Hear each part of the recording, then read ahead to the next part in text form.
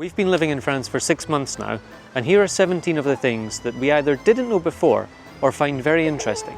Things take time here in France, and we have learned this, and we have had to learn it. Coming from Denmark and also in the UK, I feel that things typically are moved along a little bit quicker. But here it's a little bit more bureaucratic, there's a little bit more paperwork, but I think in general you just have to sit back, relax, it will get done, there's no rush. However, in saying that, if you need something and if it's urgent, you should just ask. And you'll probably find that people are more accommodating and more helpful than what you might think. For example, my wife and I received our residence cards many months ago. But the children here in France, they don't get residence cards. They get a document called a DCEM, or a Document de Circulation pour étrangers mineurs, which is essentially just a bit of paper that shows that they also are resident in France. However, it takes an awfully long time to get this document. Now, we were due to leave the Schengen to go away for a couple of weeks, and we still hadn't received this document. So I went in politely with a letter, with our tickets and with the reasons, and just handed it into the prefecture. Said, look, it's a bit urgent, is there anything you could do? And within 2 days, everything was done. If you really need the help, and if it's urgent, and if it's genuine, and you're honest, you're polite, you're patient, you will be helped out. Another thing I've noticed is that protesting here, and this is a very stereotypical thing, isn't it, about French people, but they do protest a lot more than what I'm used to. Within the first couple of weeks of moving here, there were 2 or 3 organised strikes through the company that I work for. It seems like a very normal thing, and there's been more since then. And when you're in the main town on a weekend, typically on a Saturday, you will often find a march of some kind. You will hear the banging of drums, there will be a march, and there will be protesting something. We have, of course, recently experienced what we saw in the news before we moved here with the farmers, and quite frankly, I think I'm on their side. But they do make quite a scene. I mean, during that time here, there was black smoke everywhere as they were burning their tyres, and of course they block off the entrance to the highway or to the autoroute. So it's a little bit of an inconvenience for all of us. I think probably on balance for a good cause, but it's certainly part of the culture. Another thing I've found is that people are very friendly and welcoming. And I notice it specifically in the office, in the mornings. A lot of my colleagues, French colleagues, in the morning will come in and they will walk into all of the offices on their floor and shake hands with everybody there and say good morning, ça va, etc. It's very polite. And another thing I've also noticed is that regardless of their age, when you stop the car to allow somebody to cross the road in front of you on a pedestrian crossing, it seems to me that they will always put up their hand to say thank you. You might think this is just a little thing, but it's something that I specifically noticed after we had moved here, which tells me that it's not something you see often in other countries or other places I've lived. Bakeries. Now, I did another video and I was very firmly corrected that the bakery that we had went to, although what we got was actually very good, is an industrial bakery and not an artisan bakery.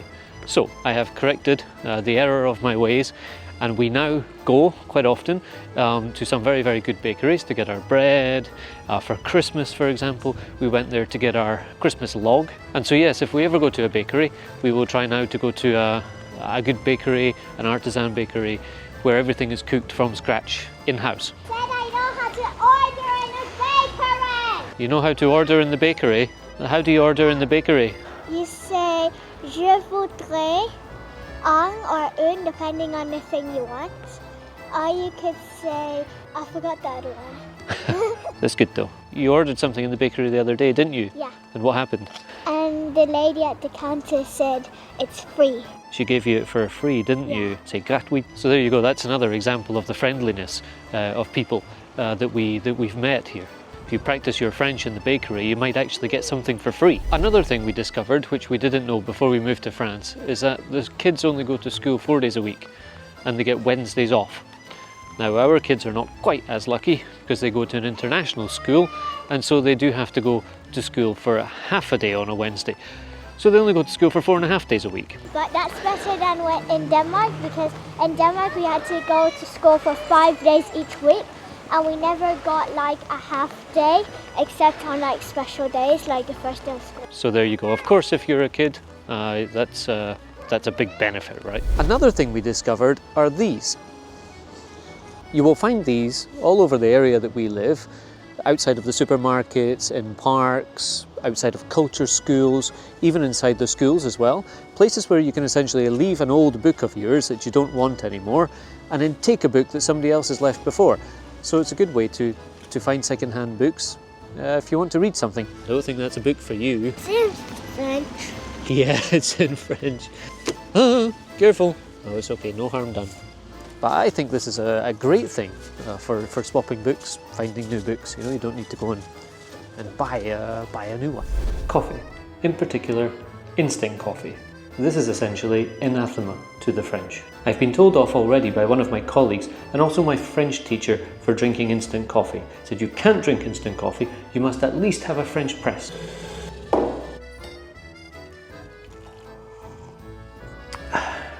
Instant coffee. Nescafe Gold. Another thing about drinking coffee in France is that all of the coffee cups are very small. It's very popular to have espressos here, not big cups of coffee like I would be used to. I remember asking for a cup of coffee at one point and I was given a tiny little cup just like this one. Another thing, and contrary to what you might believe about here in the south of France, it actually rains quite a lot during this time of the year. Another thing I've realised, and contrary again to what I might have believed in the past, is that French cars are actually quite good. Now we do see mostly Citroën and Renault when you're driving around, and we actually have one of each. One of which is our Citroën C5 Aircross, which is like our workhorse. And I do like the Citroën. It's very, very comfy inside, but going over a speed bump is a bit like being on a bouncy castle. It's a very soft suspension. But the one that I really like is our new Renault Quattro, which is fully electric. Also very nice on the interior, but it's much more firm when you're driving it. When it comes to cars, another thing I've also noticed is that a lot of the cars you see have damage on them. And I don't know if that's a normal thing in France, but you do see a lot of cars with dents and bumps and scrapes, and it looks like they don't really care that much to get them repaired. They typically tend to be older cars, but it looks like a thing.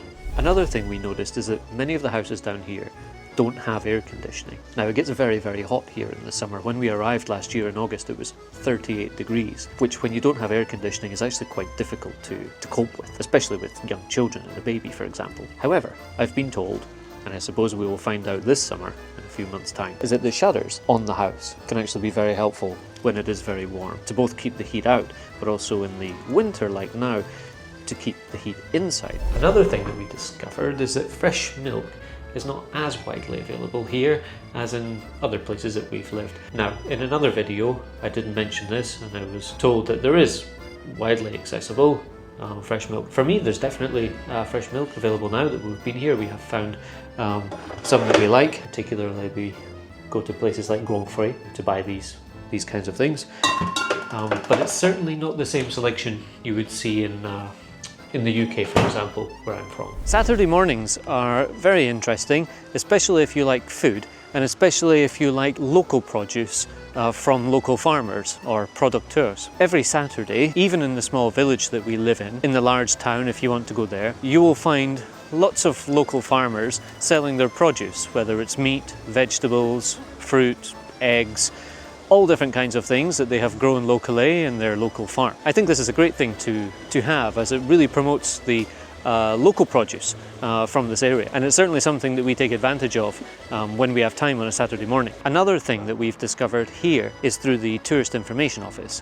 You can buy these pass gourmand, which are essentially little tickets that allow you to go to different stores in the area and exchange with that ticket something that they are promoting, and that could be some saucisson from a butcher, so it could be a piece of cheese. Usually it's something that's local or special to them, a coffee, or you can exchange these tickets for a small glass of wine, and you buy them, typically 10 of these pass gourmand, for maybe 15 euros or so, just like €1.50 per ticket. And with that you can exchange it for something interesting, some local cuisine. Hidden benefits. There are lots of hidden benefits in France, and it's really about knowing where to look or knowing who to ask and how to find them. What I found is that there's many opportunities to get money off. Excursions, pastimes, extracurricular activities, not just for yourself but for your children. There's also ways of getting money back from a school trip, for example, that you've had to pay for. There are also quite a lot of promotions, or where you can buy vouchers, for example, at a discount and use these in different shops. At the supermarkets, you will also find that you accumulate quite a lot of coupons, and these coupons help you get money back on your next shop or money off of particular products that you've been buying, and you accumulate quite a lot of them. But you need to be very careful that you use them before the validity runs out. But for us, we found that it actually amounts to quite a lot, so you've really got to make use of it. Well, that was 17 of the things that we discovered in the first 6 months of living here that we found particularly interesting or particularly obvious to us, that stood out as different here in France. You're of course welcome to let me know what you think about these. So let me know what you think, if you experience the same thing living here in France, and if there's any of these that also particularly stand out to you.